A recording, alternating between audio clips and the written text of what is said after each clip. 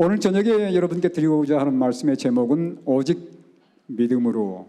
제가 첫 강의했던 그 내용과 연관해서 여러분께서 생각하시면 되겠습니다. 우리 어떻게 하면 예수님의 재림을 잘 준비할 것인가? 우리 방금 제가 말씀하기 전에 또 식사하기 전에 우리 김대성 목사님을 통해서도 마지막 때 상황들 여러분께서 잘 들으셨습니다. 중요한 것은 이 모든 말씀들을 듣고서 내 삶에 어떤 변화를 가져올 것인지가 참으로 중요합니다. 일반적으로 보면 이런 집회 때에 오셔서 참 많은 은혜들을 받고 가시는데 교회 가서 한 줄 후에 보면 똑같아요. 왜 그럴까요? 그런 삶을 우리가 이제 청산해야 된단 말이죠. 그러려면 여러분 기도의 생활을 꼭 규칙적으로 하시게 되길 바랍니다. 저는 개인적으로 새벽 기도 시간을 꼭 좀 가지라고 말씀드리고 싶어요. 그래서 여러분 개인적으로 꼭 새벽 기도의 시간을 갖고 우리 교회가 하면 더 좋고요. 만약 교회가 하지 않는다면 여러분께서 규칙적으로 알람을 켜놓으시든지 해서 꼭 개인적으로 기도의 시간을 생활을 계속 이어가시게 되길 바랍니다. 그 다음에 두 번째로는 말씀을 암송하십시오. 여러분 말씀을 암송하는 것이 성경을 이해하는 가장 좋은 지름길입니다. 말씀을 한 300개 정도만 외우시면 참 좋을 것 같아요. 저희들도 우리 제자훈련을 하면서 계속 말씀을 반복해서 암송을 하고 있습니다. 일주일에 하나만 외우셔도 돼요. 일주일에 하나 정도를 계속해서 반복해서 읽으시고 암송하시고 이렇게 계속해서 누적해 가시길 바랍니다. 말씀을 암송하시면 어떤 환경에 처하든 간에 여러분께서 말씀을 기억하셔서 이길 수 있어요. 이게 이제 여러분께서 이 집회 끝난 다음에 돌아가셔서 하셔야 할 일들입니다. 그러면 이 영적 분위기를 계속 이어갈 수 있어요. 만약 그런 어떤 삶이 이루어지지 않으면 여러분 결코 약발은 오래가지 않습니다. 금방 또 사그러질 거예요. 그래서 여러분 반드시 그렇게 하시게 되기를 간절히 바랍니다. 대답이 적어요. 그렇게 하시겠습니까? 꼭 그렇게 하실 수 있게 되기를 간절히 바랍니다. 뭐가 뭐라고요? 기도의 삶과 그 다음에 말씀을 꼭 암송하는 두 가지가 이루어지게 되면, 제가 이제 재림연수원에 2년 동안 총무로 있으면서 또 이제 강사로 있었는데, 제가 이제 강의하는 목사님과 함께 이런 얘기를 했어요. 우리의 삶이 변화되려면 우리가 목사님들에게 많이 강의하는데 뭐가 좀 더 부족한 것 같다. 우리 삶에 좀 우리가 먼저 개선돼야 되니까 그게 뭘까를 한번 깊이 생각을 해보면서 토의를 한 적이 있어요. 그 다음에 제가 이제 그 옆에 목사님과 함께 그런 얘기를 했습니다. 우리가 새벽 기도도 하고 함께 모여서 말씀도 나누는 묵상, 말씀도 함께 나누는 연습도 하는데 한 가지 딱 빠진 것 같다. 그게 바로 말씀을 암송하는 것이다 라고 얘기를 하는데 그분도 그 얘기를 하는 거예요.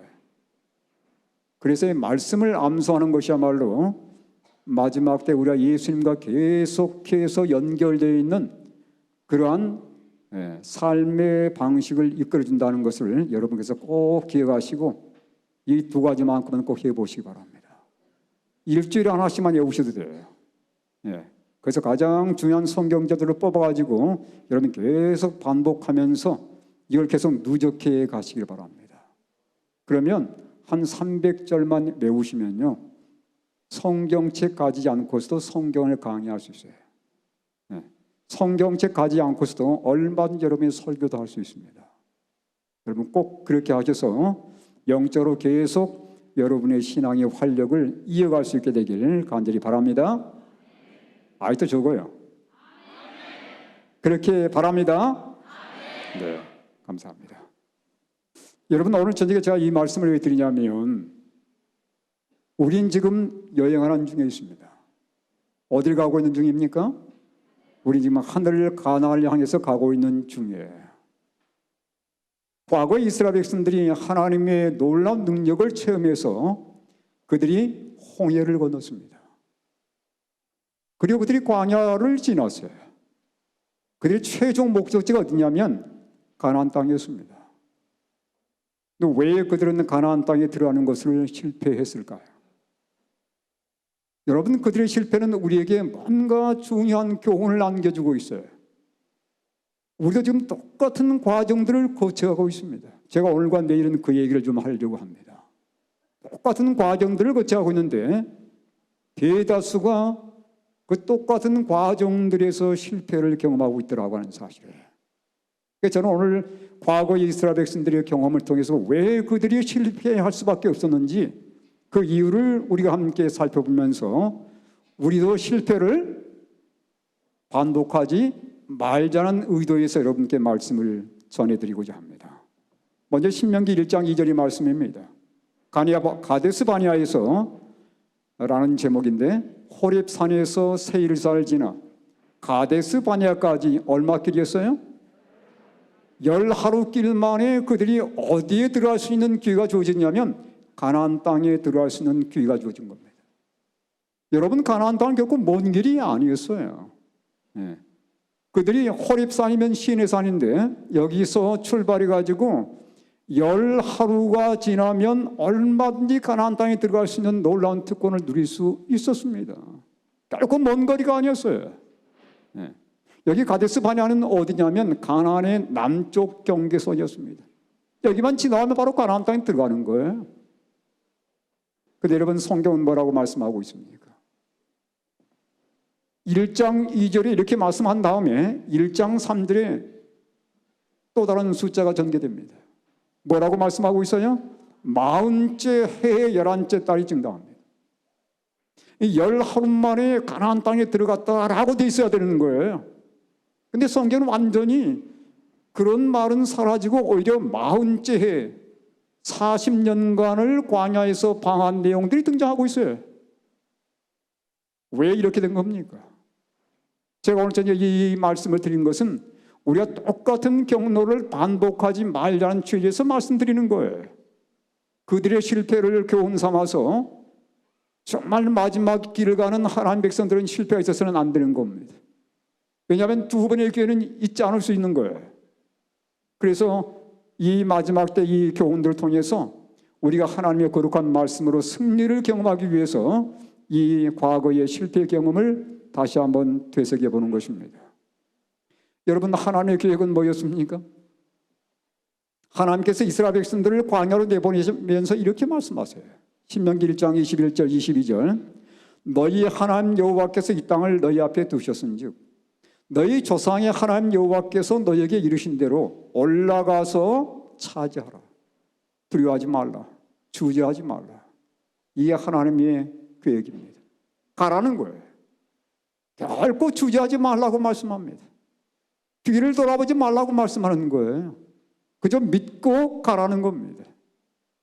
그런데 여러분, 이렇게 말씀했음에도 불구하고 이스라엘 백성들의 반응을 좀 보시게 되기를 바랍니다. 너희가 다 내 앞으로 나와 말하기를 우리가 사람을 우리보다 먼저 보내요. 우리를 위하여 그 땅을 정탐하고 어느 길로 올라가야 할 것과 어느 성으로 들어가야 할 것을 우리에게 알리게 하자 하기에 그랬어요. 여기 우리한 말이 4번 등장합니다. 무슨 의미입니까? 하나님께서 그렇게 말씀했지만 믿어지지 않는 거예요. 하나님은 올라가서 차지하라고 말씀하지만 이 말씀이 안 믿어지는 겁니다.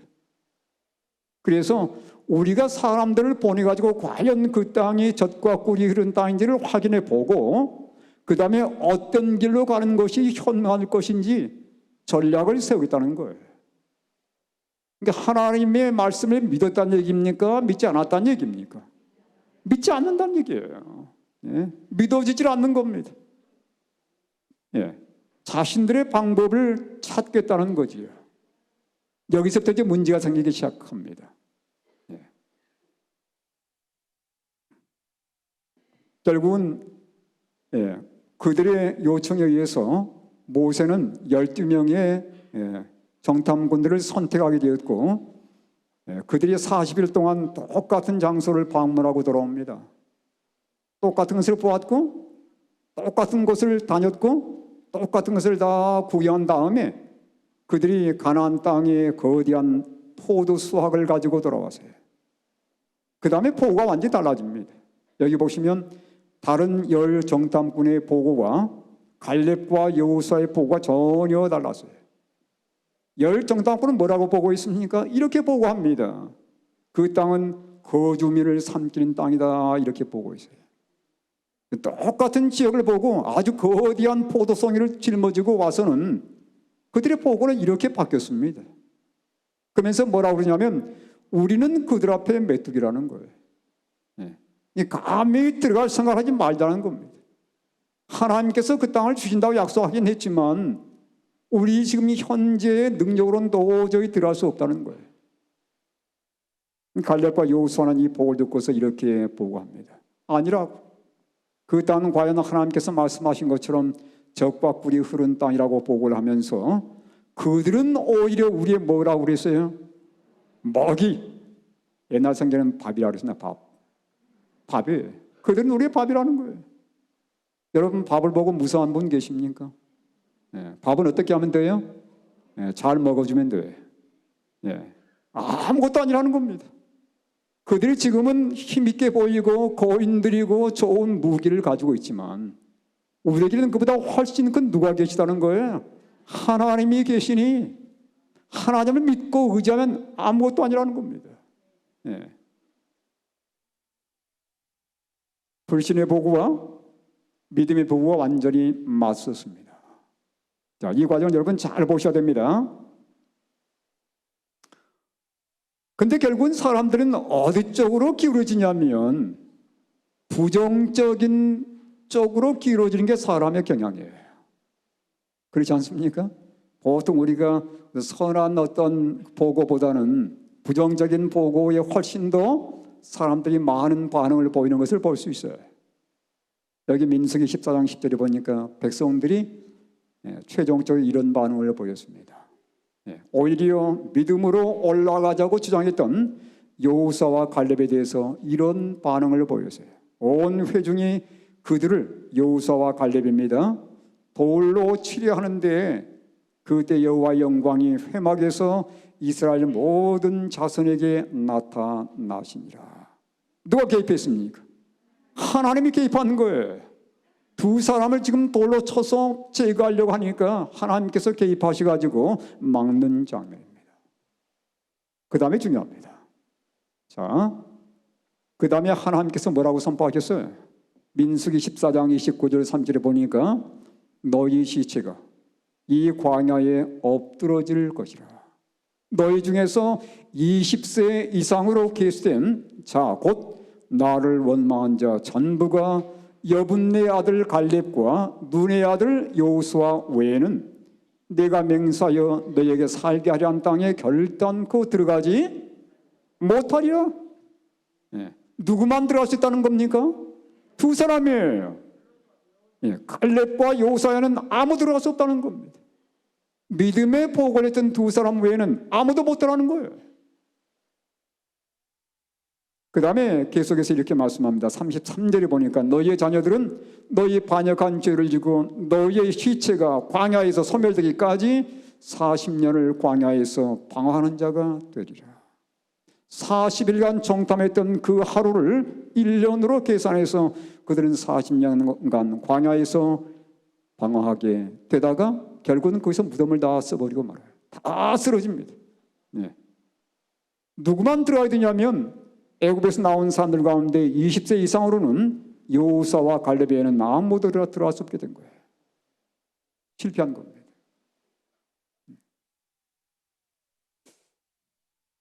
그들의 실패 이유를 이렇게 성경은 말씀하고 있어요.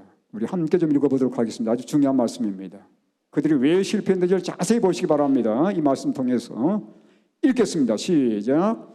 또 하나님이 40년 동안 누구에게 노하셨느냐? 그들의 시체가 광야에 엎드러진 범죄한 자들에게가 아니냐. 또 하나님이 누구에게 맹세하사 그의 안식에 들어오지 못하리라 하셨느냐? 곧 순종하지 아니하던 자들에게가 아니냐? 이로 보건대 그들이 믿지 아니함으로 능히 들어가지 못한 것이라. 가나안 땅에 들어가지 못한 이유가 바로 여기 있어요. 여기 18절 다시 봅니다. 또 하나님이 누구에게 맹세하사 그의 안식에 들어오지 못하리라 하셨느냐? 이게 안식이 뭐예요? 가나안 땅에 들어가는 경험입니다. 왜 못 들어갔어요? 순종하지 아니했기 때문이라고 말씀하세요. 왜 순종하지 못했어요? 믿지 않았기 때문입니다. 예? 그러니까 믿음이 없으면 순종이 이루어지지를 않는 거예요. 우리 삶 속에 하나님 말씀에 대한 온전한 순종이 이루어지지 않는 이유가 무엇입니까? 결론이 나왔어요? 믿음 때문입니다. 믿지 않기 때문에. 우리 마음속에 예수님과의 개인적인 관계를 통해서 진정 그분을 마음속에 영접해드리고 그분을 진정으로 믿고 의리하게 되면 거기는 반드시 순종이 이루어지게 되어 있는 거예요. 오늘 제가 그 말씀 좀 드리려고 하는 겁니다. 우리 삶 속에 순종이 이루어지지 않는 건 바로 그것입니다. 믿음이 잘못된 거예요.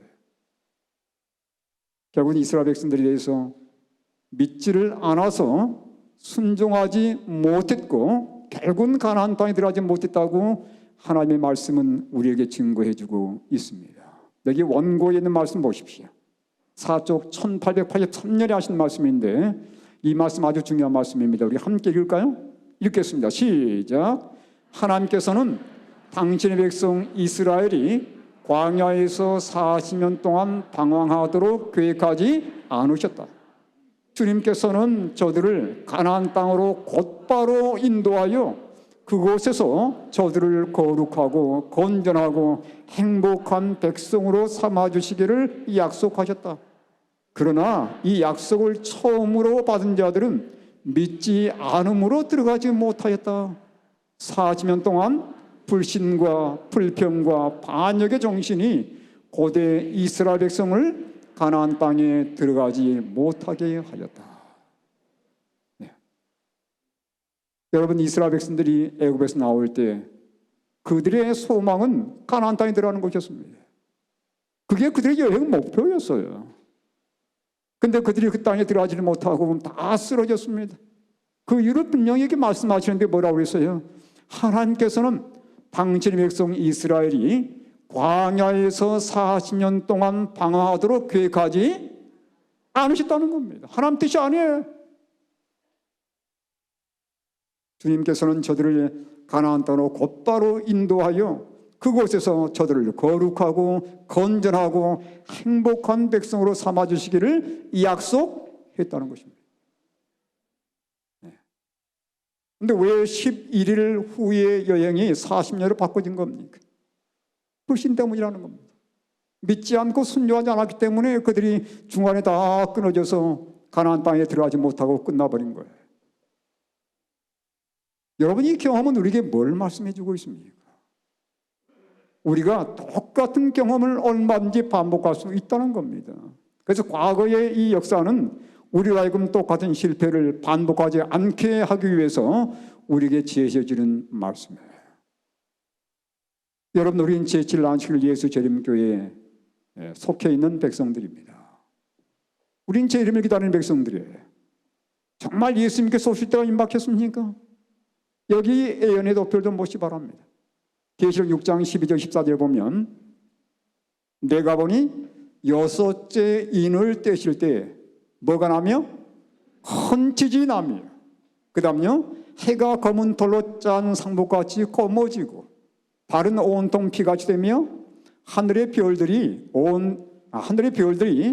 무화과나무가 대풍에 흔들려 설익은 열매가 떨어지는 것 같이 땅에 떨어지며 하늘은 두루마기가 말리는 것 같이 떠나가고 각 산과 섬이 제 자리에서 옮겨지며 그랬어요. 순서를 잘 보시기 바랍니다. 첫 번째 뭡니까? 큰 지진이에요. 이게 언제 발생했냐면 1755년 11월 1일의 사건입니다. 그 다음에 무슨 사건이 있을 거라고 했습니까? 해가 어두워지는 사건이 암흑일이에요. 1780년 5월 19일에 있었습니다. 그 다음에 달이 온통 피같이 되는 사건은 그날 저녁에 있었어요. 이 사건 다음에 어떤 사건이 있을 거라고 했습니까? 뭐가 떨어진다고요? 별이 떨어지는 사건이 있을 거라 말씀했습니다. 유성우예요. 네, 1833년 11월 13일의 사건입니다. 그 다음에 무슨 사건이 있을까요? 14절, 하늘은 두루마리가 말리는 것과 같이 있더라고. 이것은 바로 재림 직전에 있을 현상이에요. 네. 여러분 마태복음 보시면 이 해와 달과 별의 사건 이후에 바로 인자가 구름 타고 오시는 장면이 묘사되어 있습니다. 바로 예수님의 재림이에요. 네. 근데 왜 예수님의 재림이 이렇게 늦어질까요? 벌써 별이 떨어진 지 몇 년이 지났습니까? 올해가 2022년이에요. 몇 년 지났습니까? 한 거의 180년 이상이 지났습니다. 근데 왜 예수님은 아직 안 오시는 걸까요? 안 오시는 겁니까? 못 오시는 겁니까? 못 오시는 것 같아요? 누가 못 오게 막았지요? 네. 왜 재림이 지체되고 있는가 하는 것입니다. 왜 이스라엘 백성들이 바로 가나안 땅에 들어가지 못하고 광야를 40년간 횡단해야 됐던 것입니까? 네. 여러분 그거 한번 연관해서 생각해 보시기 바랍니다.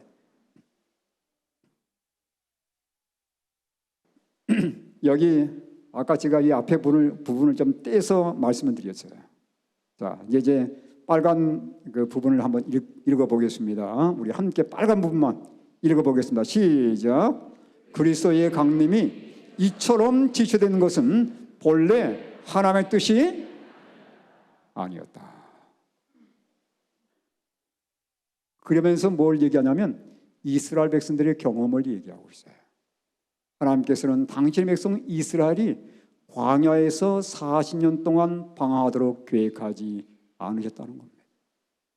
그 말은 뭐냐면 예수님께서 빨리 오실 수 있다는 거예요. 그런데 그들이 이스라엘 백성들이 가나안 땅에 속히 들어가지 못했던 이유가 뭐였다고요? 아까 배웠지 않습니까? 뭐 때문에요? 믿지를 않아서 들어가지 못했다고 했어요. 믿지 않았기 때문에 순종이 안 이루어지는 겁니다. 하나님 말씀대로 살지 못하는 거예요. 믿지 않았기 때문에. 그런데 왜 예수님의 재림에 대해서 얘기하면서 왜 이 얘기를 꺼냈냐면 똑같은 역사가 반복되고 있다는 거예요. 계속 읽어보겠습니다. 40년 동안 불신과 불평과 반역의 정신이 고대 이스라엘 백성을 가나안 땅에 들어가지 못하게 하였다. 그 다음요. 그와 똑같은 죄들이 그랬어요. 이게 과거 이스라엘 백성들이 반역해서 가나안 땅에 곧바로 들어가지 못했던 똑같은 그 불신의 죄들이 누구한테 있다는 겁니까? 마지막 하나님 백성들에게 똑같이 반복된다는 얘기예요. 그와 똑같은 죄들이 현대 이스라엘을 하늘 가나안으로 들어가지 못하도록 지체시켰다는 것입니다. 이 두 가지 경우에 있어서 하나님 약속에는 전혀 잘못이 있다 없다? 없다. 죄악과 슬픔의 세상에서 우리를 이처럼 오랫동안 머물게 한 것은 주님을 믿노라고 공언하는 백성들 사이에 존재하는 뭐라고 그랬어요? 불신과 세속주의와 미지근한 상태와 분쟁이라는 겁니다. 네. 우리 편에 문제가 있는 거예요. 우리 편에. 네. 정말 재림을 기다리는 하나님 백성들 편에 문제가 많은 겁니다. 예수님께서 드디어 오시게 하는 데 있어서 우리가 문제가 있었던 거예요.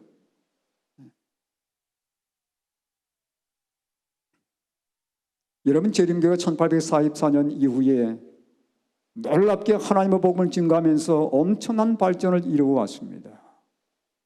그런데 반면에 교회에 문제가 생겼어요. 1843년 이후의 교회는 형편을 가장 잘 보여주는 그림이 이 그림입니다. 이 그림이 언제 만들어진 거냐면 1863년경에 만들어진 그림이에요. 여러분 엘렌 화이트 남편이 제임스 화이트인데 그 제임스 화이트의 지도하에 이런 그림이 그려졌습니다. 이 그림은 자세히 보시기 바랍니다. 가장 큰 그림이 어떤 그림입니까? 나무가 가장 크죠? 예. 근데 나무가 보니까 가지가 몇 개예요?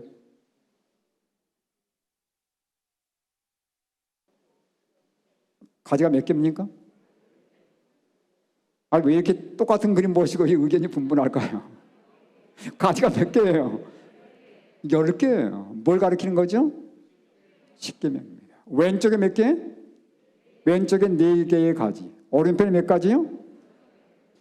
여러분, 그 당시에 하나님의 백성들이 가장 중심적으로 믿고 따랐던 것이 하나님의 계명이었어요. 그 계명 밑에 뭐가 있어요?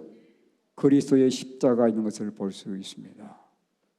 그 당시에 이 하나님의 성도들이 예수님의 재림하기 전에 하나님의 계명이 회복되어야 한다는 것을 강조하면서 완전히 어디로 돌아섰냐면 율법주의로 돌아서게 되었습니다. 예수님이 사라진 거예요.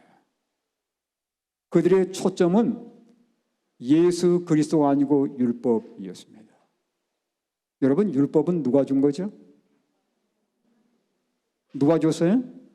하나님이 준 거예요. 근데 하나님이 주신 선물은 좋아하면서 하나님 그분은 배척한 겁니다. 그런 셈이 된 거예요. 예수님은 사라져버리고 하나님 율법에 전적으로 그들이 관심을 기울이면서 교회는 율법주의적인 교회, 그 다음에 화이트의 표현을 듣자면 형식적인 교회가 되어버렸다, 이렇게 표현하고 있어요. 그리고 교회 분위기가 아주 맹맹하게 된 겁니다. 여러분, 교회에서 하나님의 법이 강조되다 보면 분위기는 그렇게 흘러가게 되어 있어요. 예수님은 사라지고 하나님의 법이 높임받게 되게 되면 상당히 심각해집니다. 여러분, 과거에 유대인들이 그랬잖아요. 그들의 관심은 예수님이 아니었어요. 그들의 관심은 하나님의 계명이었습니다. 계명대로 살지 못하는 사람들을 얼마나 정죄했습니까? 네. 계명을 지킨다고 주장했던 사람들이 누구를 못 박아주겠어요? 그렇게 되는 겁니다. 네? 하나님의 계명을 중심으로 살다 보면 예수님을 못 받게 되어 있는 거예요. 과거 유대인들이 그런 생활을 살게 된 거예요. 예수님은 사라져버리고 하나님의 계명에 대해서 사람들이 언급하면서 교회는 완전히 식어져 버렸습니다. 형식화되어 버린 거예요. 그때에 대해서 이렇게 표현하고 있습니다. 우리 한번 같이 읽어보겠습니다. 시작. 율법이 그 자신을 돌아보게 하자. 우리는 이슬이나 비 없는 길보아 산처럼 마를 때까지 율법에 대해서 일해왔다. 나사렛 예수 그리스도의 공로를 신뢰하도록 하자. 하나님께서 우리의 눈에 안약을 발라 볼 수 있도록 도우실 것이다. 지금 어디로 돌아가자고 지금 얘기하는 내용입니까? 하나님 율법보다는 예수님 그분께 돌아가자는 거예요. 이게 그 당시의 기별입니다. 왜냐하면 너무 율법에 추진하다 보니까 예수님을 잃어버렸어요. 이 교회가 자동적으로 식어질 수밖에 없는 거지요. 똑같은 말씀을 또 주셨습니다. 리벤 헤라드 1890년의 말씀인데 또 읽겠습니다. 시작. 백성들로서 우리는 율법을 외쳐왔으나 결국 이스라엘도 비도 없는 길보아 산과 같이 말라버리게 되었다. 우리는 율법 속에 계신 그리스도를 전해야 한다. 그러면 그 외침 속에서 굶주려 있는 하나님의 양떼들에게 양식이 될 수익과 영양분이 있게 될 것이다. 누구를 내세우자는 겁니까? 예수님을 내세우자는 거예요. 예수님의 공로를 의지하고 예수님을 자랑하고 예수님에 대해서 얘기하고 예수님을 증거하자는 겁니다. 네. 저희 교회의 표어는 예수 그리스도를 높이 드는 교회예요. 요한복음 12장 32절의 말씀을 본다 가지고 예수를 높이 드는 교회. 왜냐하면 예수님이 높여져야 율법이 높여질 수 있습니다. 예수님 없이 율법을 높이는 것은 이건 가짜예요. 그건 절대 순종이 일어나지 않습니다. 그래서 예수님 없이 율법을 높이는 교회는 반드시 망하게 되어 있어요. 과거 유대인들이 그랬습니다. 여러분, 분명히 기억할 것은 믿음 앞에 순종이 갈 수 없어요. 그건 가짜입니다. 결코 믿음 앞에 순종은 가지 않습니다. 그건 가짜예요. 반드시 순종은 믿음 다음에 온다는 것을 여러분이 기억하시기 바랍니다. 예수님이 없는 순종은 절대 있을 수 없습니다. 과거 유대인들이 그걸 증명했어요. 자, 여기 두 표현 가운데 여러분, 자, 빨간 글씨를 한번 요약해 보았습니다. 그 당시 교회 상태가 이랬어요. 우루가 없는 길보아 산이었다는 거예요. 우루가 뭔지 알죠? 우하면 비를 말합니다. 로는 뭐예요? 이슬이에요. 비와 이슬이 없는 길보아 산처럼 되어버렸다, 이렇게 표현하고 있습니다. 네. 성령의 담대가 내리지 않는 거예요. 하나님 율법만을 지켜나 보니까 예수님이 사라진 교회에서는 결코 성령의 비가 내리질 않는 겁니다. 길보아 산처럼 메말라 버렸다는 거예요. 여러분, 길보아 산에서 무슨 일이 생겼습니까? 제가 한번 성경을 한번 깊이 보면서 길보아 산에 어떤 사건이 있었는지를 보게 되었어요. 사무엘상 31장 1절과 6절의 말씀인데 제가 한번 읽어보겠습니다. 블레셋 사람들이 이스라엘을 침해 이스라엘 사람들이 블레셋 사람들 앞에서 도망하여 길보아 산에서 엎드러져 죽으니라. 사울과 그의 세 아들과 무기를 든 자와 그의 모든 사람이 다 그날에 함께 죽었더라. 여러분, 길보아 산에서 무슨 일이 있었습니까? 전쟁이 있었습니다. 누구와 누구의 싸움이었어요? 블레셋 사람들과 이스라엘의 싸움인데 거기에 누가 참전했냐면 사울 왕과 세 아들이 함께 참여했어요. 결론은 뭐였습니까? 다 죽어버린 겁니다. 완전히 참패로 끝났어요. 그 전쟁이 일어난 곳이 길보아 산이었습니다. 이 참패로 끝난 전쟁을 나중에 누가 소식을 듣게 되냐면 다윗이 그 소식을 듣게 됩니다. 전쟁이 있었고 사울과 그의 세 아들이 죽었다는 소문이 들리면서 다윗은 너무도 슬펐습니다. 왕이 죽었고 기름 부은 왕이잖아요. 그리고 왕의 아들 가운데 다윗이 가장 사랑했던 친구 누구였어요? 요나단이 죽은 거예요. 그래서 이렇게 기록을 합니다. 다윗이 이 슬픈 내리로 사울과 그의 아들 요나단을 조상하고 명령하여 그것을 유다 족속에 가르치라 하였으니 곧 활노래라. 야살의 책에 기록되었을 때 이스라엘아 네 영광이 산 위에서 죽임을 당하였도다. 오라 두 용사가 엎드러졌도다. 길보아 산들아 너희 위에 이슬과 비가 내리지 아니하며. 이래서 비가 없는 길보아 산이 된 거예요. 다윗이 일종의 저주처럼 언급한 내용입니다. 왜 그렇게 얘기를 했습니까? 누가 죽었다고요? 이스라엘의 영광이 죽었다고 했어요. 영광. 네. 영광이 사라지게 되면 비가 내리지 않는 겁니다. 이스라엘 영광, 왕이 죽은 거예요. 그의 사랑한 친구가 죽은 겁니다. 영광이 사라졌어요. 그러니 비가 내리지 말라고 말씀한 내용입니다. 여러분, 영광이 사라지면 비가 내리지 않습니다. 그 영광이 누구십니까? 우리의 왕 대신 누구세요? 예수 그리스도예요. 이스라엘의 초대 왕인 사울이 죽었을 때 이런 노래가 다윗의 입에서 나왔던 것처럼 우리 마음속에 영광의 왕 대신 예수님이 사라지게 되면 뭐가 내리지 않는 겁니까? 절대 비가 내릴 수 없는 거예요. 네. 그 당시 우리 교회의 모습이 그랬습니다. 예수님이 사라지면서 율법이 앞장을 서게 되고 그러면서 교회는 전혀 성령의 비가 내리지 않는 그런 교회로 완전히 전락되어 버렸어요. 사랑하는 여러분, 우리 개개인도 마찬가지예요. 내 마음속에 예수님이 계시지 않다면 우리 삶에 결단코 성령의 비는 내리지를 않습니다. 네? 성령의 비가 내리는 가장 중요한 길은 십자가의 예수님이 내 마음속에 들어오셔야 되는 거예요. 네. 그 예수님을 무시한 채 우리가 어떤 봉사를 한다 할지라도 결코 내 마음속에는 하나님의 영이 역사할 수가 없는 겁니다. 그건 내 정신으로 하는 거지 하나님의 영의 도움을 통해서 일하는 게 아니에요.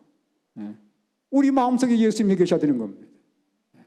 우리 과거 역사를 보면서 우리는 그 놀라운 사건을 다시 한번 깨닫게 되는 것이죠. 예수님이 우리 마음속에 들어오실 때 하나님의 놀라운 성령의 담비가 우리 삶에 풍성하게 역사한다는 사실을 여러분 기억하시게 되기를 간절히 바랍니다. 이게 그 당시 우리 교회의 모습이었어요. 그래서 나중에서야 엘렌 화이트와 이제 제임스 와이스는 돌아가셨습니다. 그 그림이 잘못됐다는 걸 깨닫고 다시 그림을 그리기 시작했어요. 그리고서는 이런 그림을 1883년에 만들어냈습니다. 이제는 가장 큰 그림이 누굽니까? 십계명은 어디 가버렸어요? 십계명은 저 뒤에 시내산 보이죠? 새카맣게. 예. 시내산의 십계명은 하나님의 영광을 보여주는 예수님을 증거해 주는 것이지 결코 십계명이 앞에 가서는 안 된다는 것입니다. 예수님이 우리의 삶의 중심이 되어야 된다는 거예요. 예. 그래서 이 마지막 때 우리에게 주신 기별이 믿음으로 말미암는 의의 기별인 거예요. 예수님이 우리 삶의 초점이 되어야 된다는 것입니다. 예수님이 높여지지 않으면 결단코 거기에는 하나님의 율법에 대한 순종하는 마음이 없어요. 여러분 경험해 보셨을 겁니다. 예. 예수님께서 내 마음속에 사랑으로 다가오지 않으면 우리가 아무리 노력해도 하나님의 계명 지킬 수 없습니다. 오히려 계명을 지키지 못한 사람이 정죄를 해요. 제가 몇 해 전에 어떤 목사님들과 함께 모임을 갖게 되었습니다. 근데 한 목사님이 이런 얘기를 해요. 목사님, 우리 교회에 이상한 분들이 계십니다. 어떤 분들이 이상합니까? 했더니 안식일 날 이분들은 나와가지고 자유롭게 이 도시락을 먹는다는 거예요. 왜 그러냐 했더니 교회에서 만드는 도시락 먹지 않습니다. 왜냐하면 그것은 안식일 날 교인들이 일을 해서 만든 것이기 때문에 먹지 않습니다. 하면 자기들끼리 먹는 거예요. 그래서 모든 교회의 것들은 다 비난하고 다니는 겁니다. 네. 여러분, 그분들 마음속에 정말 예수님이 계시는 겁니까? 정말 그들의 마음속에 예수님이 계시다면 함께 협력하면서 함께 사랑을 나누면서 정말 부족한 부분들을 메고 가면서 함께 융화한 가운데 하나님 말씀을 이끌어와야 되는데 무조건 다 정죄하는 거예요. 잘못되다 정죄하고. 예. 그건 결코 하나님께서 그들의 마음속에 계신 게 아니에요. 그들은 율법을 높였지 결코 그들의 마음속에 사랑의 예수님이 계시지를 않는 겁니다. 여러분, 우리 마음속에 예수님이 계시면 하나님의 법대로 살지 못하는 사람들에서 우리가 긍휼의 마음을 가져야 돼요. 정말 그들에게 사랑을 보이면서 끌어와야 되는 겁니다. 네? 더 높은 표준으로 끌어와야 되는 거거든요. 여러분, 방금 그러한 그림이 다시 새롭게 교회에 제시되어 있지만 교회는 변화되지를 않는 거예요. 그래서 하나님께서 급기야 1888년에 두 목사님을 일으키셨습니다. 한 분은 A.T. 존스고 한 분은 이제유 와그너 목사님이셨어요. 이 두 분은 두 젊은 목사들이었습니다. 그들은 교회에 새로운 바람을 불어넣는 하나님의 기별을 가지고 등장했어요. 당시 그들은 공동 시주사의 공동 편집인들이었습니다. 그들의 기별이 바로 1888년에 있었던 미네아폴리스의 기별인데 그 기별의 내용을 잠깐 좀 살펴보도록 하겠습니다. 그들이 이 기별을 증거하게 된 계기가 있어요. 이 와그너 같은 경우입니다. 1882년 캘리포니아 그 힐제스버그라고 하는 곳에서 야영 집회가 열렸어요. 그는 그 야영 집회에 참석해서 말씀을 듣고 있었습니다. 그날은 바로 안식일 날이었어요. 안식일 날 저 텐트 뒤편에 앉아가지고 말씀을 듣고 있는데 그 당시에 화이트분께서 말씀을 하고 계셨습니다. 근데 말씀을 들으면서 가만히 앉아있는데 갑자기 그의 주변에 이상한 일이 벌어지기 시작했습니다. 그 경험을 나중에 이렇게 기록했어요. 마치 태양이 비치듯이 갑자기 빛이 내 주위를 비치면서 천막이 환하게 밝아졌다. 그때 나를 위해 십자가에 못 박히신 그리스도를 보았다. 내 삶에 처음으로 하나님이 나를 사랑하시며 그래서 그리스도께서 나를 위해 자신을 직접 주셨다는 사실이 밝히 제시되었다. 누구를 만난 경험을 한 겁니까? 예수를 만난 경험을 한 거예요. 개인적으로 예수를 만난 경험을 하게 된 겁니다. 지금까지 그가 예수님에 대해서 막연하게 들어왔지만 그 십자가에 못 박히는 게 예수님을 개인적으로 만나는 경험을 하게 되는 거예요. 네? 그러면서 그런 성경을 다시 창세부터 요한계시록까지 예수님 중심으로 성경을 연구하기 시작한 겁니다. 네. 지금까지 교회의 모든 가르침은 언제나 결론이 하나님의 계명이었어요. 그런데 그는 이제 예수님의 십자가를 중심으로 해서 창세부터 요한계시록까지 다 연구하기 시작하면서 정말 우리가 예수님께로 돌아가지 않는 한 이 교회는 희망이 없다는 것을 그들은 깨닫게 된 것입니다. 영적인 발전이 더 이상 있지 않는 거예요. 그래서 하나님께서 이 두 사람을 통해서 이 하나님의 교회를 위해서 아주 중요한 기별을 보내셨는데, 여기 목사에게 보내는 권면 91쪽과 92쪽의 말씀입니다. 제가 참 좋아하는 말씀입니다. 이 말씀은 상당히 길어요. 근데 좀 함께 읽어야 될 것 같습니다. 여러분 보이십니까? 예, 함께 읽겠습니다. 자, 시작. 주님께서는 크신 자비를 베푸셔서 와그너와 존스 목사를 통해 그분의 백성들에게 지극히 소중한 기별을 보내셨다. 이 기별은 들림을 받으신 구주, 온 세상의 죄들을 위한 희생 제물에 관한 소식을 세상을 향해 더욱 분명하게 드러낼 것이다. 그것은 보증물을 믿음으로 말미암은 칭의를 제시하였다. 그것은 백성들에게 그리스도의 의의를 받아들이도록 초청했는데, 이것은 하나님의 모든 계명에 대한 순종으로 나타난다. 많은 사람들은 예수님을 시야에서 잃어버렸다. 이것이야말로 하나님께서 세상에 전파하도록 명하신 기별이다. 이것은 세제 천사의 기별이며, 이 기별은 큰 소리로 전파되고 크나큰 성령의 부어주심이 수반될 것이다. 야, 이건 엄청난 기별입니다. 예? 이 안에 마지막 때 하나님 백성들이 해야 할 모든 게 다 들어있어요. 이 안에 하나님 백성들에게 어떤 경험이 이룰 것인지 다 들어있습니다. 예. 이 기별이 바로 뭐냐면 1888년의 기별이에요. 예. 이 기별의 핵심이 무엇입니까? 믿음으로 말미암는 의의 기별입니다. 제가 아까 오후에 말씀드렸던 그 기별이에요. 그런데 이 믿음으로 말미암는 의의 기별을 깨닫게 되면 하나님의 계명에 대해서 온전한 순종을 이룰 수 있게 된다는 겁니다. 그러니까 우리가 하나님의 계명을 온전히 순종하지 못하는 것은 어디에 있다는 얘기예요? 믿음으로 말미암는 의의 기별을 온전히 경험하지 못했다는 것입니다. 바이블은 누누이 말씀하기를 믿음으로 말미암는 의는 이론이 아니라고 그랬어요. 이건 체험이라고 말씀합니다. 만나야 되는 거예요, 예수님을 개인적으로. 아무리 이론적으로 얘기해도 이것은 이해가 안 되는 기별입니다. 예수님을 만나야만이 이 기별이 무엇을 의미하는지를 깨닫게 되어 있는 거예요. 이 기별은 우리로 하여금 각자가 십자가 예수님을 개인적으로 만나게 하는 기별입니다. 그래서 믿음으로 만남는 의의 계별을 경험하게 되면 우리의 삶 속의 계명이 온전히 순종되어지고, 그 경험이 바로 세제천사의 기별이라는 것이에요. 자, 지금 말씀드려 요약하는 겁니다. 그 다음에 이 기별을 깨달은 자들에게 뭐가 수반된다고요? 늦은 비가 수반된다는 겁니다. 제가 내일 드릴 말씀도 연관되어 있는 말씀이에요. 그러면서 우리가 큰 외침으로 이 기별을 온 세상에 증거할 거라는 거예요. 우리가 마지막 때 이 온 세상에 증거할 기별이 바로 이 기별이라는 거예요. 그러니까 우리가 앞으로 해야 할 것이 무엇이며 우리가 현재 어떤 경험을 해야 할지를 말씀해 주는 가장 중요한 내용입니다.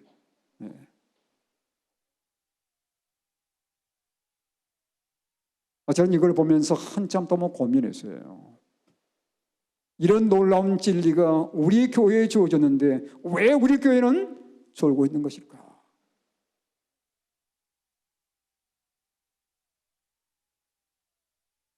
여러분, 이 기별이 증거될 때 제일 반대하는 세력이 누구겠어요? 사탄입니다. 왜냐하면 이 기별이 증거되면 사탄의 권세가 깨뜨려질 것이기 때문에 사탄은 이 기별이 증거되는 것을 절대적으로 반대한다는 거예요. 여러분, 이건 정말 너무도 중요한 기별입니다.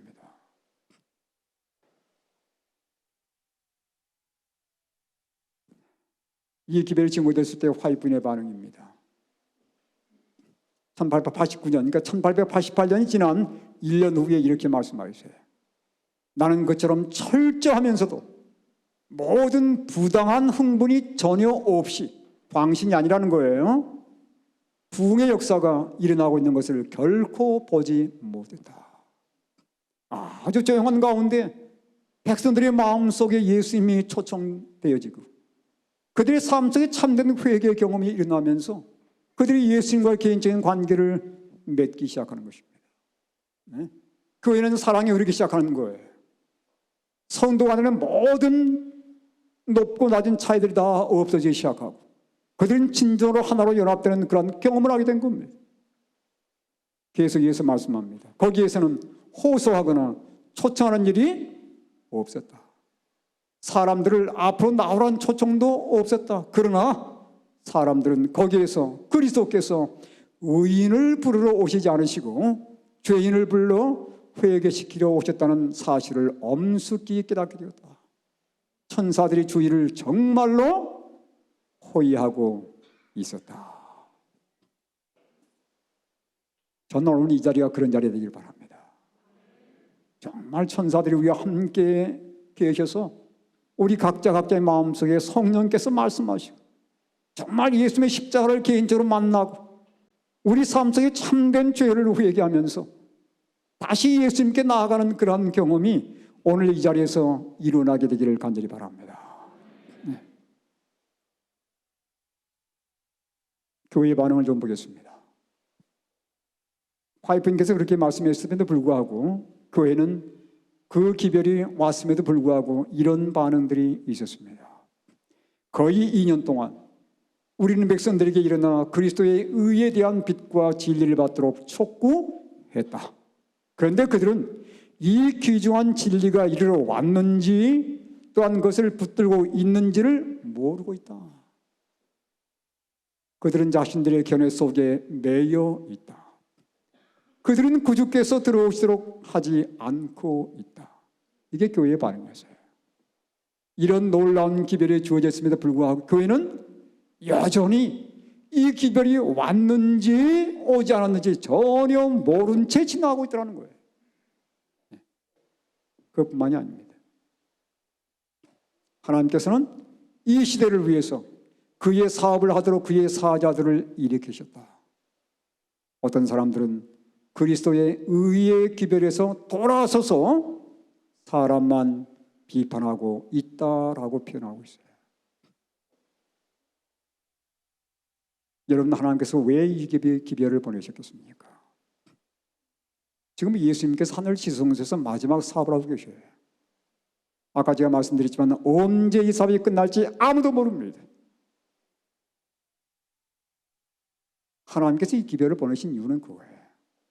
교회가 진실로 회개하고 하늘 지성소에서 하나님께서 예수님께서 하늘 지성소의 정결 사업을 하시는 동안에 이 세상에 있는 하나님 백성들이 함께 협력해서 참된 성소의 정결을 이루도록 하기 위해서 이 기별이 주어진 겁니다. 네. 근데 사람들이 이 기별을 모르고 있으니 얼마나 안타깝습니까? 우리 사람들만 비판하고 있다는 거예요. 우리가 이 세상에서 아직도 방황하는 이유는 바로 이렇습니다. 과거 이스라엘 백성들이 하나님께서 그들에게 주어진 놀라운 기별을 그들에게 보냈고 두 사람을 통해서 가나안 땅에 들어갈 충분한 이유를 말씀했음에도 불구하고 그들이 그 두 사람을 돌팔매질 하려고 했던 것처럼 존소와 아곤의 기별을 전적으로 반대하고 마치 여호수아와 갈렙을 돌팔매질 했던 것처럼 이 두 사람의 기별을 우리가 거절함으로 해서 우리는 여전히 어디에 지금 방황하고 있는 겁니까? 이 세상에서 여전히 방황하고 있다고 하는 것입니다. 네, 다시 한번 이 말씀 읽겠습니다. 자, 우리 함께 읽어보도록 하겠습니다. 자, 시작. 그리스도의 강림이 이처럼 지체된 것은 본래 하나님의 뜻이 아니었다. 하나님께서는 당신의 백성 이스라엘이 광야에서 40년 동안 방황하도록 계획하지 않으셨다. 이 두 가지 경우에 있어서 하나님의 약속에는 전혀 잘못이 없다. 죄악과 슬픔의 세상에서 우리를 이처럼 오랫동안 머물게 한 것은 주님을 믿노라고 공언하는 백성들 사이에 존재하는 불신과 세속주의와 미지근한 상태와 분쟁이다. 여러분 보니까 우리 교인들이 짐승의 표에 대해서는 관심이 많아요. 하나님의 인에 대해서는 관심이 별로 없습니다. 여러분 마지막 사건에서 정말 중요한 것은 우리가 이걸 깨닫는 거예요. 정말 예수님과의 새로운 관계를 다시 새롭게 하는 것입니다.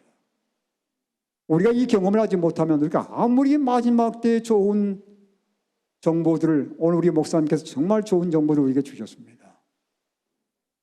우리가 아무리 그 정보들을 알았다 할지라도 우리 삶에 예수님과의 개선이 없으면 그것들은 아무런 의미가 없습니다. 우리에게 정말 필요한 것은 이 기별이에요. 예수님께로 돌아가는 것입니다. 정말 십자가 예수님을 개인적으로 만나는 거예요. 참된 그리스도의 의의가 무엇인지를 진정 경험을 통해서 깨닫는 것입니다. 그래야 할 때 우리의 삶 속에 하나님의 계명이 온전히 순종되어지고 우리는 하나님 앞에 하나님의 온전한 백성으로 서게 되면서 참된 승리의 경험을 하게 될 것입니다. 제가 이제 마지막으로 결론을 내리면서 우리는 과연 믿고 있는가 하는 거예요. 불신 때문에 그들이 들어가지 못했지만 우리는 과연 내 격에는 과연 믿고 있는가 하는 것입니다. 저는 최소한 이 자리에 오신 모든 분들은 믿게 되기를 바랍니다. 믿는 게 뭡니까? 영접하는 자 곧 그 이름을 믿는 자들이라 이렇게 말씀했어요. 믿는 것은 영접하는 것입니다. 어디예요? 우리 마음에 영접하는 거예요. 우리 마음속에 예수님을 영접해서 그분의 지배를 받는 겁니다. 이게 믿는 거예요. 예수님을 마음속에 받아들일 뿐만 아니라 내 마음을 그분께 굴복해 드리는 경험, 이게 바로 진정한 믿음이에요. 여러분 여기 그림 가운데서 어느 게 진정한 믿음인지를 보시기 바랍니다. 자, 예수님께서 마음 밖에 계십니다. 믿는 자예요, 믿지 않는 자예요? 이 사람 믿지 않는 자입니다. 예수님이 분명히 좀 내 생활에 개입하고 있긴 있는데 언제나 내 생활의 주인은 누굽니까? 믿는 거예요, 안 믿는 거예요? 믿는다고 고백하지만 믿지 않는 겁니다. 여러분 이런 사람은 나중에 없어요. 반드시 1번의 그림으로 돌아가거나 아니면 이 그림으로 돌아갈 수밖에 없습니다. 중간지대는 없어요. 그러니까 여러분 만약 내가 지금 이 지점에 있다면 우리는 속히 3번 지점으로 옮겨가야 되는 거예요. 마지막 때 결코 중간 단계는 없습니다. 마지막 그림 보시면 전적으로 예수님께 내 마음을 드렸어요. 그분을 믿을 뿐만 아니라 영접했을 뿐만 아니라 그분께 마음을 온전히 드리는 이 경험이 참된 믿음이라는 것입니다. 내가 믿습니다, 믿습니다. 이게 진정한 믿음이 아니에요. 진정한 믿음은 내가 이렇게 공언하지 않을지라도 내 마음속 깊은 곳에 예수님이 들어와 계시고 그분께 내 삶을 온전히 맡겨드리는 경험이에요. 이런 경험을 가진 자라야 최후 승리를 경험할 수 있는 거예요. 아무리 세상이 요동한다 할지라도 이런 경험이 없이는 그 모든 정보가 우리를 구원해 주는 게 아닙니다. 맞습니까? 자신들이 없어요.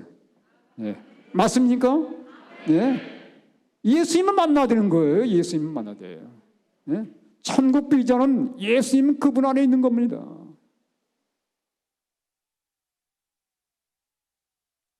여러분 내가 정말 믿고 있는지, 내가 정말 내 마음을 예수님께 드렸는지 뭘로 알 수 있을까요?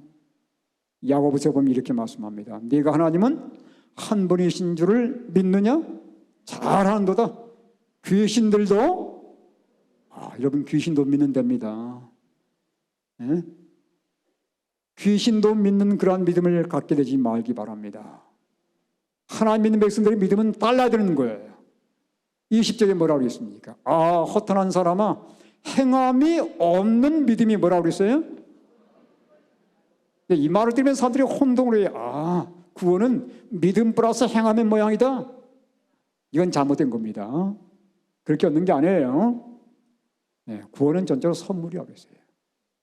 근데 그 사람 믿음이 진짜냐 가짜냐 이걸 보는 겁니다. 그 사람 믿음이 진짜 믿음이면 뭐가 수반돼야 돼요? 행함이 와야 되는 거예요. 행함으로 구원받는 게 아닙니다. 믿음 더하기 행함으로 구원받는 게 아니에요. 그건 잘못된 겁니다.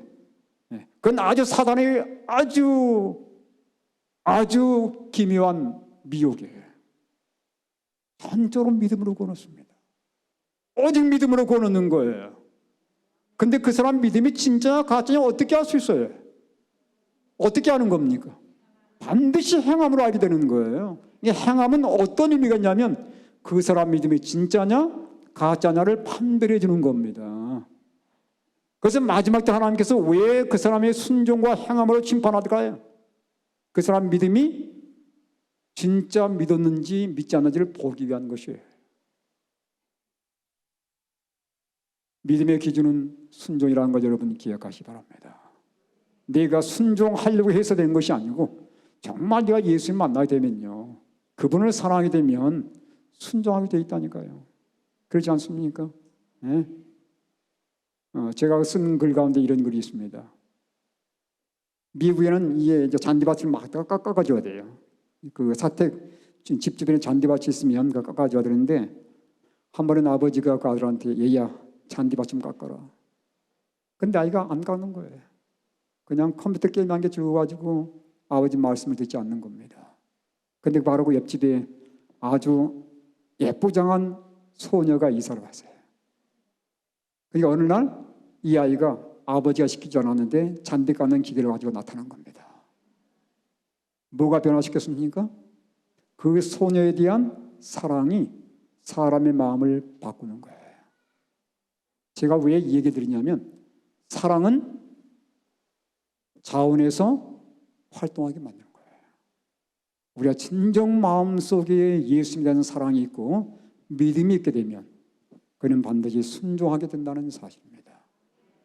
여러분 성경책 신약 가운데서 순종이라는 말이 가장 많이 나타난 책이 무슨 책일까요? 신약 성경 가운데 순종이라는 말이 가장 많이 나타난 책. 예? 히브리서 11장 또요. 신약 성경 가운데서 순종이란 말이 가장 많이 나타난 책은 로마서입니다. 로마서예요. 로마서는요, 주제가 뭐냐면 이거예요. 믿어서 순종하게 하자는 책입니다. 이게 서론이에요. 결론도 마찬가지입니다. 여기 로마서 결론이에요. 믿어서 순종하게 하려 한다는 것입니다. 믿어야 순종이 되는 거예요. 하나님의 계명, 예수의 믿음이 있어야 순종되는 겁니다. 이게 바로 세제천사의 기별이고 이게 바로 믿음으로 만나는 의의 기별인 것이에요. 이 기별이 우리로 하여금 하늘 가게 하는 비자라는 것을 여러분 인식할 수 있게 되길 바랍니다. 제가 이제 마지막으로 이 얘기하고 마치겠습니다. 이 얘기를 들어본 분이 많을 거예요. 1859년 여름이었습니다. 그 나이아가라 폭포에서 한 사람이 로프 줄을 건너놓고 건너가는 그런 일이 있었습니다. 한 번도 이 나이아가라 폭포를 건너가 본 사람이 없어요. 그런데 이 사람은 찰스 블론데지라는 사람인데 프랑스 사람이었습니다. 근데 이 사람이 이 나이아가라 폭포를 미국에서 캐나다 쪽으로 건너가겠다고 사람들에게 발표를 했어요. 수많은 사람들이 모여들었습니다.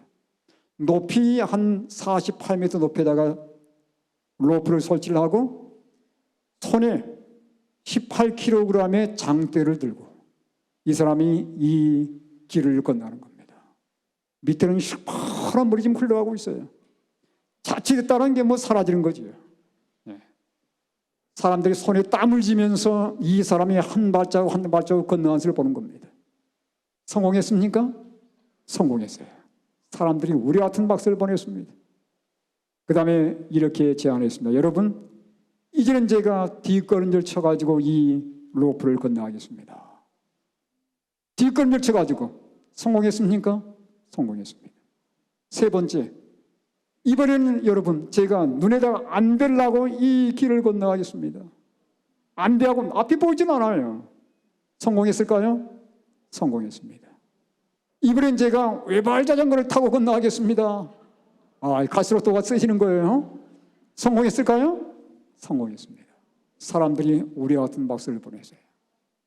그 다음에 이 블론드니 관중들 앞에 나왔습니다. 그 다음에 관중들한테 이렇게 얘기했어요. 여러분, 이번에는 제가 사람을 등에 업고 건너가겠습니다. 여러분, 제가 할 수 있다고 믿으십니까? 그랬더니 사람들이 뭐라 그랬겠어요? 할 수 있습니다. 당신은 할 수 있습니다. 보니까 뭐 안대까지 하고 건너갔고 외발 자전거를 타고 건너갔으니 이것 할 수 있다고 믿은 거예요. 자, 그러면 제 등에 엎일 사람 나오십시오. 예. 누가 나왔어요? 아무도 안 나오는 겁니다. 이게 우리의 모습이에요. 우리는 믿는다고 고백하지만 실제로 우리는 믿음을 발휘하지 않는 것입니다. 사람들이 다 눈을 마주치지 않고 다 고개를 숙이고 있는 거예요. 그때 이 찰스 블론딘이 한 사람을 지목했습니다. 한 신사양반을 가리키면서 여보시오, 내가 당신을 등에 업고 건너가기 원하는데 저 등에 업히겠습니까? 제가 당신을 업고서 이 길을 건널 수 있다고 믿으십니까? 했더니 그분이 뭐라 그러냐면 당신은 할 수 있습니다. 예. 마음에 겁도 있었겠지요. 근데 이 사람 등에 업혔습니다. 사람들이 이제 더 긴장한 마음으로 보는 거예요. 떨어지면 두 사람 다 죽는 겁니다. 예. 한 발자국 한 발자국 손에 땀을 쥐면서 사람들이 그 광경을 보는데 성공했겠어요? 믿음이 없으시네요. 성공했겠습니까? 성공했습니다. 사람들이 막 박수를 보내는 거예요. 제가 왜 얘기를 하냐면 믿음은 바로 이것입니다. 예수님 등에 업히는 거예요. 여러분, 우리의 하늘은 우리는 홀로 가지 않습니다. 우리는 어떻게 하늘에 가냐면 예수님 등에 업혀서 가는 거예요. 믿음은 예수님 등에 업히는 것입니다. 말로만 예수님을 따르는 게 아니에요. 그분께 완전히 삶을 맡기는 겁니다. 그분께 등에 내 자신을 맡길 때 나는 스스로 하늘에 갈 수 없지만 그분의 등에 업힐 때 우리는 그분에게 업혀서 하늘까지 가게 되는 것이에요. 이게 바로 믿음입니다. 네? 이 해리 크로코드라는 사람은 자기 노력으로는 절대 이 길을 건널 수 없었어요. 그런데 블론딘이라는 이 전문가의 등에 업혔을 때 이 험난한 길을 건널 수 있었던 것처럼 우리가 구원의 전문가이신 예수님 등에 업힐 때 하늘 가나안까지 온전히 갈 수 있다는 사실 여러분 기억하시길 바랍니다. 믿음은 그분의 등에 업히는 것입니다. 십자가 예수님 그 등에 업혀서 하늘까지 무사하게 가시는 우리 모든 믿음의 백성들 되길 바라면서 말씀을 마치겠습니다. 기도하겠습니다. 하늘에 계신 자비로우신 아버지, 저희들에게 믿음을 주셔서 감사합니다. 저희가 연약하지만 예수님 등에 업히기 원합니다. 저희들의 나약함과 저희들의 믿음 없음과 저희들의 부족함을 용서해 주시고 날마다 예수님 등에 업히는 그러한 경험을 갖는 저희가 되게 도와주시옵소서. 저희가 예수님 등에 전적으로 맡기고 그분 따르기 원합니다. 저희를 업으셔서 하늘까지 저희들을 데려가 주시고 날마다의 삶에서 예수님과 함께하는 저희들의 삶 되게 축복해 주시옵소서. 이 자리에 모신 우리 모든 성도들 위해 하나님의 축복이 내일 마치는 시간까지 함께하옵시기를 예수님의 귀하신 이름으로 감사드리며 기도하옵나이다. 아멘.